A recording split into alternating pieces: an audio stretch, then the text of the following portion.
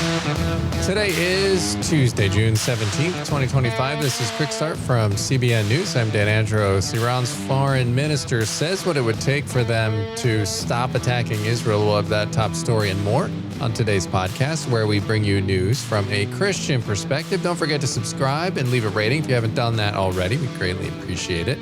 You can also email us, quickstartpodcast@cbn.org. That's our email address, quickstartpodcast@cbn.org. We'd love to hear from you because we're so glad you're here with us, getting through the news of the day each and every weekday, bright and early. And joining me today, CBN's Trey Goins-Phillips and Madison Seals. And on the focus story today, a Texas school district has reversed its decision to prohibit a student from sharing Bible verses. Yeah, this is a huge win, not just for the fifth grade girl who fought for this, but also all the students in her district who will have their religious liberty protected in their schools from now on. Absolutely. Looking forward to the details there coming up here in just a minute. Also, on the main thing, reports of Iranians taking to the streets in support of Israel. Billy's got more on that on the main thing. All right, don't forget to subscribe to all of our CBN News podcasts. You can find the links to them in the description of this podcast episode, including Newsmakers, Faith and Culture, Navigating Trump 2.0, Heaven Meets Earth, all great podcast offerings from CBN that you'll want to check out. Make sure you find the links there in the description of this podcast episode. And with that, we are going to head to the news in 90 seconds. Iran's foreign minister said that one phone call from President Trump could open the door to renewed diplomacy in the Middle East. In a post on X, the foreign minister said, if Trump is genuine about diplomacy, Israel must halt its aggression. Absent a total cessation of military aggression against us, our responses will continue. He went on to say it takes one phone call from Washington to muzzle someone like Netanyahu. That may pave the way for a return to diplomacy, but he warned of dire consequences if the U.S. presses deeper into conflict, writing, getting the U.S. mired into the mother of forever wars will destroy any prospect of negotiated solution. And Los Angeles Dodgers pitcher Clayton Kershaw is going viral after writing Genesis 9:12-16 on his Pride Night hat that the team forced the players to wear, reminding fans what the rainbow really represents.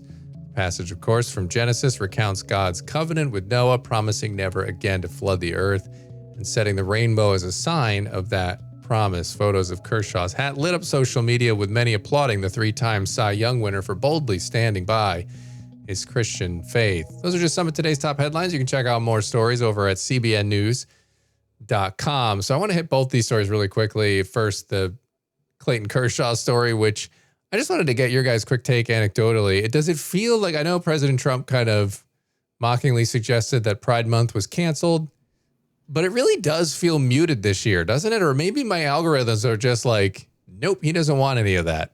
You guys feel the same? Yeah, I think it definitely is muted. I don't think it is nearly as widespread as it has been in years past. I mean, looking at anecdotally, right, my experience going in stores or walking around in a shopping center, or even going into Target, I don't see the pride flags as much as I used to. I remember, what was it, last week or week before last, there was these pictures all over social media, Instagram and Facebook, of pictures from 2024 and pictures from 2025 this June of Target, and the front rack is usually Pride Month stuff, right? And this year it was a lot of patriotic stuff in the store rather than the LGBT stuff. So I definitely think that there's a shift, right? I think it's people are kind of just fed up with shoving this LGBTQ stuff down our throats, and not even just conservatives. I think in general, people are just kind of over it. Yeah. Yeah, I was going to bring up the Target instance as well, because it may seem kind of like a small thing to some people, but there were a lot of people who boycotted Target last year when there were some things that were on the shelves for kids, kind of in that same pride flag section, that were really inappropriate and really harmful. And something like having that section filled with American flags is a huge win, because it shows that things like that boycott, whether or not you took part in it, the mindset behind it and the spiritual force behind it was impactful, and it had an effect on the store. So I think that's a good sign that people who are turning away from things like that, the stores, the shops, the restaurants, they're all feeling the effects of people making other choices. Yeah. I mean, and in general, what happens is because then you get this false sense when all these corporations latch on to your movement. And it's like, they're just making a calculation. They thought that was more popular at this point. Now you're getting into that territory. Like Trey said, everyone's sensing it. The sense is it's everyone's getting sick of it. And so you don't see like a corporation has to decide, are we an activist on this and we're going to do it no matter what? Damn the torpedoes, as they say.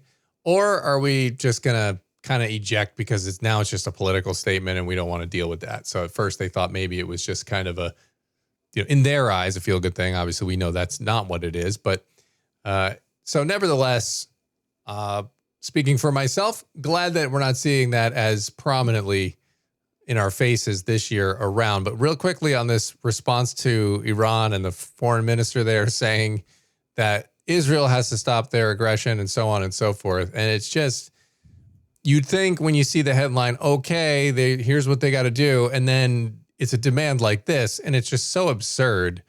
And the whole thing is getting absurd from a narrative perspective because I'm seeing people all over the place on social media feeds saying things like Israel has to stop their aggression. And it's kind of comical to me almost, if it weren't so sad, that how do you ignore decades of Iran funding proxies to attack Israel over and over and over and over again, and then culminating in October 7th, and then saying, well, goodness, Israel is just bloodthirsty, aren't they? It defies all logic and common sense and rational thought. Well, it's absolutely insane to say something like that when we're talking about a country who, one, in Tehran has a countdown clock to when they're going to destroy Israel. Two is their entire foreign policy philosophy. Like the only philosophy the Iranian government has is the destruction of Israel. So it's like, who's bloodthirsty? I think it's probably Iran. I don't think it's Israel. And even, we saw this clip that was circulating yesterday of an Iranian TV station that was hit by an airstrike. And right after, Iran releases a statement saying this is a human rights violation. Like, well, it's kind of rich hearing Iran accuse somebody else of a human rights violation. Yeah, it is ridiculous. I think the positive, if you can even see it, is that the foreign minister's response still shows some sort of a healthy level of respect for the United States and President Trump's governing and negotiating abilities that hopefully we'll be able to strategically hold on to while also trying to protect as many innocent civilians as possible, because ultimately that's our greatest goal, and it's a hard balance. Yeah, absolutely. And this guy must be a new one, by the way, that Trump has not dealt with yet, because Trump over the weekend had said, hey, I gave them a 60-day warning to come to the negotiating table. And then he essentially said, well, it's going to have to be someone else because those guys are all dead. So, and he said they didn't die of COVID. So it looks like they got hit in some of those initial strikes, some of the people that Trump was dealing with. And so we'll see if this second round of leaders maybe reconsider coming to the table. Good to see Trump still has a sense of humor with that COVID joke there. Yeah, he does. That never seems to go away. But we're going to go to the focus story now. And Madison, you're looking at this Texas school district now that they've reversed their decision when they prohibited a student from sharing a Bible verse. Tell me the background on this one. Yeah, this case started last month, so before the end of the school year, in the Killeen Independent School District in Texas, when a fifth grade girl who has special needs had her handwritten Bible verses confiscated by her principal. And the girl came up with the idea to start sharing Bible verses that she printed on little slips of paper during recess or lunch or after school. And she just started handing them out to students and even offered one to her principal.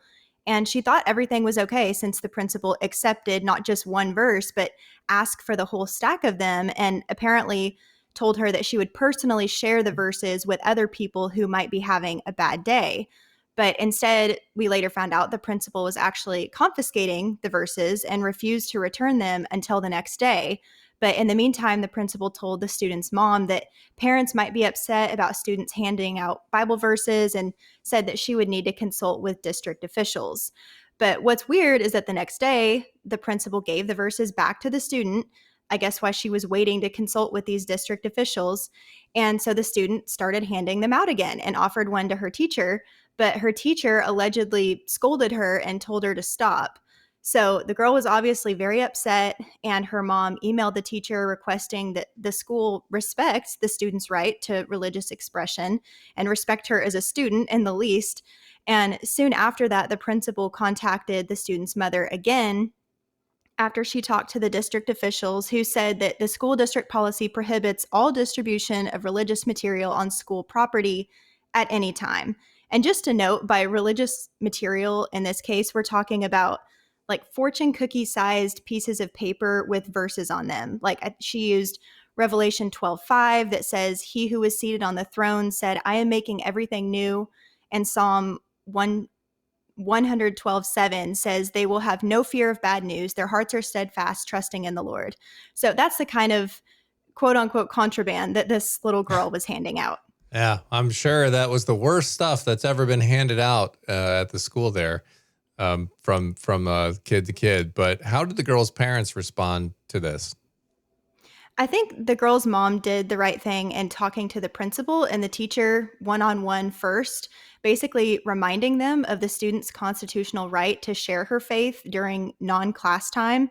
But eventually, attorneys with the American Center for Law and Justice, also known as the ACLJ, got involved and sent a demands letter to the school district on behalf of the student and her foster mother. And the letter cites the landmark 1969 U.S. Supreme Court decision, Tinker versus Des Moines Independent Community School District, which essentially stated that students do not lose their constitutional rights to freedom of speech or expression at the schoolhouse gate. And they also mentioned other precedents that protect students' rights to hand out religious materials, again, during non-instructional time. And the ACLJ warned of legal action if the school didn't address the issue by May 22nd, which thankfully they ended up doing. And so what did the school say in response? How big of a win is this for the faith community? Yeah, so on the last day of the deadline, before they would have been hit with a lawsuit, the district issued a written response that affirmed the student's constitutional right to share her Bible verses. And the district's general counsel said in their statement, "I discussed with the principal that a student may distribute religious material during non-instructional time when the distribution does not interfere with work in the classroom." And the principal assured me that she understood and confirmed that KISD board policy will be followed in the future. So that was the statement. And this is a huge win for the student who bravely stood up for her faith and had the idea to do such a simple yet impactful thing in the first place of handing out encouraging scriptures. And I think it's also a win for her mom for speaking up. And it's a win for other students in the district who will now have their religious liberty protected in the schools as it should have been in the first place. And hopefully this was eye-opening for the principal as well, who was basically schooled in religious freedom and students' rights. Yeah, it is. On the one hand, I'm glad for the result, but on the other hand, it's always frustrating when people have to test their constitutional freedoms with lawyers and with these groups. And, thank God for these groups that are there and are able to stand up for Christians who do things like this. Now, this was a fifth grade student, correct? Yes. Mm-hmm. Yeah. So, you're talking fifth grade here, and they're cracking down on this. It's just absolute insanity at that point for them to do that. And I think in one of the stories I saw in this, Madison, it described this student, the fifth grader, as one with special needs. And I kind of chuckled when I heard that, because I'm thinking, goodness, she seems the one that doesn't have the special need. It seems like all the other leaders around there trying to, get all frustrated and flustered about this and stop it. It seems like they're the ones that have a little bit of extra need here going on here. And it seems like she's the one that's got it figured out. Yeah, exactly. She knew what her convictions were. So did her mom. And they both tried to address it in a very calm and matter-of-fact way. I mean, her mom, and talking to her teacher, was just basically laying out her daughter's rights and saying, you can choose to stand up for these, or we'll take it to the next level. And they didn't even have to, because the principal's the one who escalated it and ended up finding out they were in the wrong. But yeah, you're right. And like you said earlier, there's other things that are passed around in schools all the time that probably go unnoticed because they're passed around secretly. And the fact that this little girl was proudly handing these out to people, including her teachers, should have given them, I think, some confidence that this little girl is not trying to hide anything. She's not Yeah. ashamed. Clearly, what she's doing is not a terrible thing, or at least she doesn't think it is. And yet they still chose to flag it and blow it up into this whole ordeal. Well, and that's the frustrating thing with all of these incidents is that kids, especially a fifth grader, they're made to feel like they've done something wrong. Like somehow sharing my faith and my convictions is bad. And again, it's like the students doing this, it should have it is ridiculous. And I think as they said it, essentially paraphrasing that, like when you walk onto a school ground, you don't lose your constitutional freedom to say what you believe. Like that's not at all. I mean, I think their whole separation of church and state thing with schools is completely misread anyway. But even if you give them that, this is still not in that context of a kid just sharing their faith and talking about their faith in something as simple as that. Yeah, totally. And Madison, I understand you wanting to give the principal the benefit of the doubt here by saying, oh, he didn't know, but it's like it's so absurd that we're like, what a grand waste of resources for the school to do something like this, right? I mean, there are so many other things that are worth addressing and worth dealing with.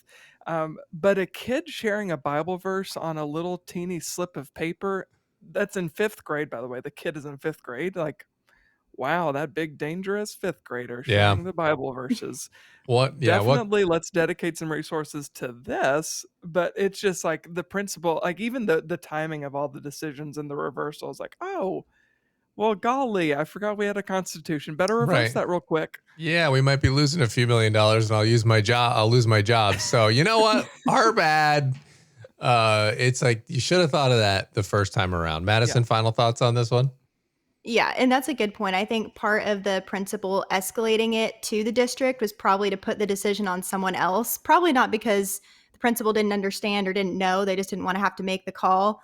But I'm glad to see that the district came through recognizing the legal rights of the student and will hopefully protect them in the future if other cases pop up like this in other schools. Yeah, absolutely. Well, happy for the outcome again. Appreciate you bringing that one to the podcast today, Madison.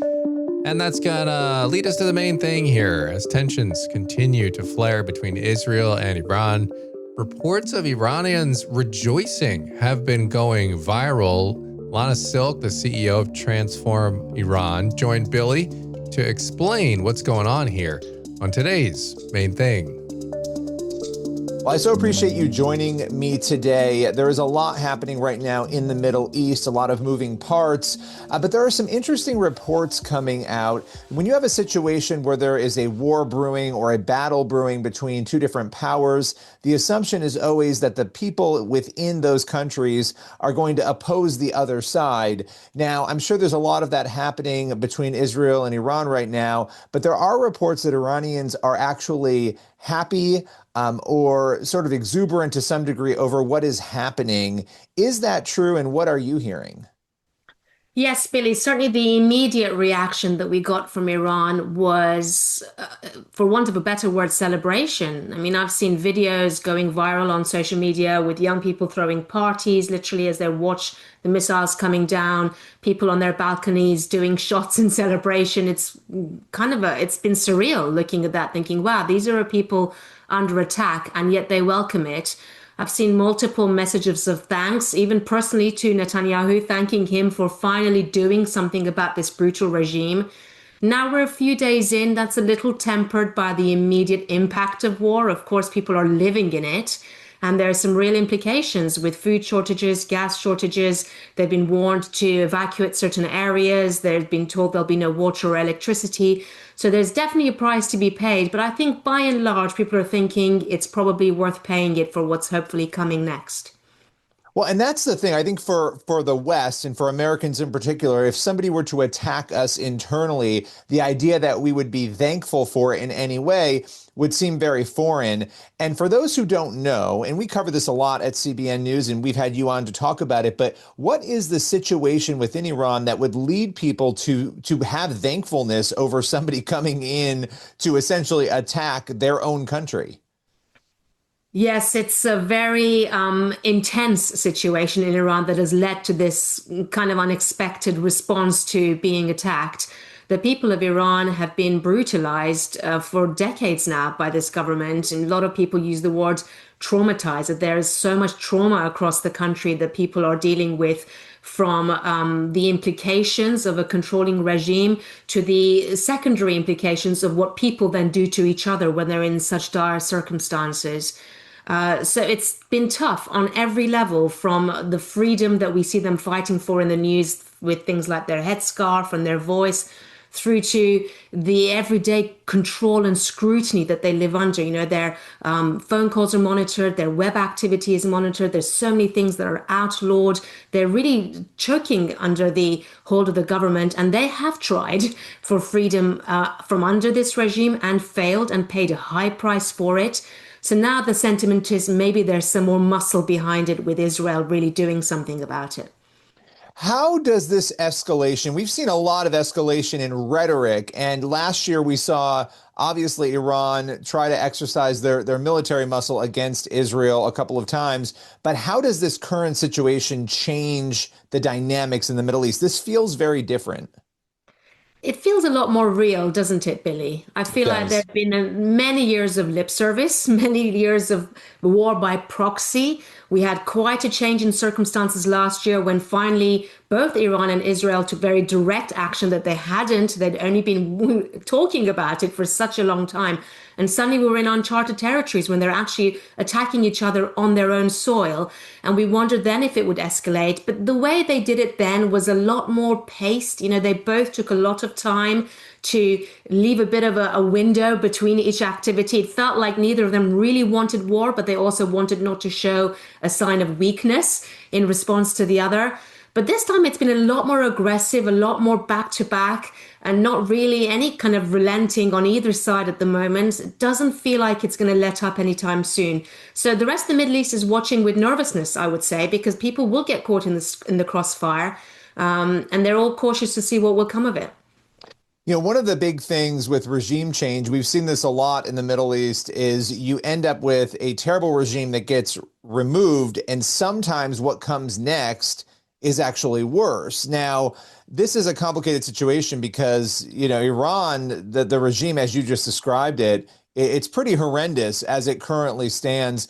When you look at this situation, what are some of the cautions, you know, as we sort of approach the idea of, and we're nowhere near there now, but this goal that many have, including many inside Iran, to topple the Iranian regime? What are some of the cautions maybe that have to be considered prayerfully as these sorts of situations develop? Yeah, this is the important thing to consider now. It's something that we have been talking and praying about for many years as a ministry. For us, it's there's a dual dynamic here. There's the spiritual dynamic where we've seen in other situations, for example, in the fall of communism, where the church is so suppressed, it's growing in a persecuted environment, and then suddenly there's freedom. And people have this expectation that that freedom will lead to all these people that have been hungry for the gospel suddenly turning to Jesus. But what has happened historically is those people have been lost to other false religions in this sudden frenzy of freedom and all these voices and this sort of buffet of life's choices ahead of them now that they've never had access to before. As a Christian ministry, we're very cautious of this and preparing urgently so that when the church is free, the church is also ready with materials, discipleship programs, churches, believers in different regions, ready to respond to the need. But there is a political dynamic here too, Billy, and we've seen in the news with Reza Pahlavi and a lot of his followers and other organizations too, getting politically active and really rallying people to get ready to replace what Iran has today, this talk of a post-Islamic Iran. And in both cases, we mustn't be naive. We have to be ready to actually fill the vacuum with something good. Yeah, I mean, you look at, you know, Iraq and other, and every country is different and the dynamics are different. You know, you had Saddam Hussein, obviously a brutal dictator, he's removed, and then you have a vacuum that opens the way to ISIS, right? And so there's so many dynamics here, but the fact that, you know, Transform Iran, your organization has been prayerfully thinking about this is incredible. For those who don't know, talk a little bit about the work you do and how this current dynamic in the Middle East might even change the way you do that that work. I'm just sort of curious how you're adapting to everything that's happening in real time.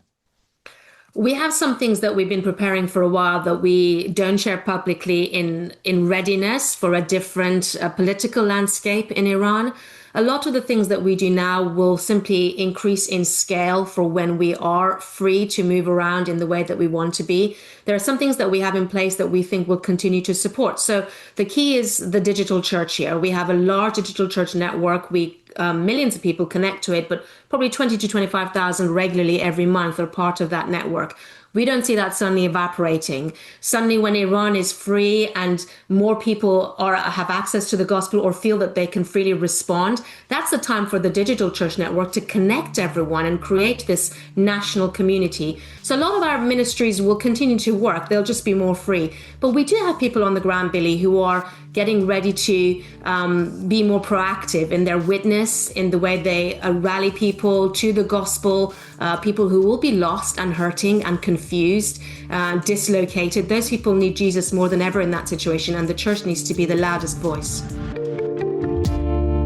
All right, appreciate that conversation, Billy. And that's going to leave us with time on the podcast today for one last thing. Today we're looking at Psalm 112:7, which says, "They will have no fear of bad news. Their hearts are steadfast, trusting in the Lord." Yeah, that's a good reminder. No matter what news we're facing, whether it's good, bad, or somewhere in between, trusting in the Lord is the only thing that can settle our anxious hearts.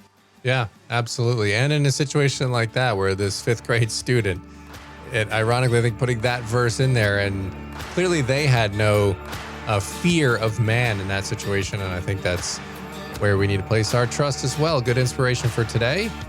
And as always, get yourself on over to cbnnews.com and faithwire.com for more news from a Christian perspective. Lord willing, and that creek don't rise up on us. We'll be back here tomorrow with more. God bless. See you then.